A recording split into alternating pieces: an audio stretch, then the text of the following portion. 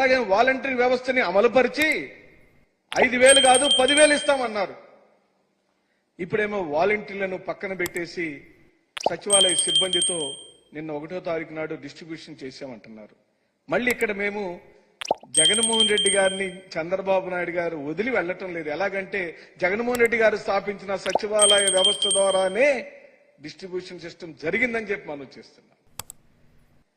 వాలంటీర్లు లేకపోతే చేయలేమా? వాలంటీర్ల ద్వారానే చేయగలుగుతారా? వాలంటీర్లే వెన్నెముక అని మీరు అన్నారు కదా, ఈ రోజు మేము చేసి చూపించాం కదా అంటున్నారు. అయ్యా, మీరు చేసినటువంటి ఇంప్లిమెంటేషన్ ఆ పంపిణీ వ్యవస్థలో 80% ఎంప్లాయీస్ అందరూ కూడా జగన్మోహన్ రెడ్డి గారి ద్వారా ఉద్యోగాలు పొందిన 1,25,000 మంది సచివాలయ సిబ్బందే అని మనం చేస్తున్నాం.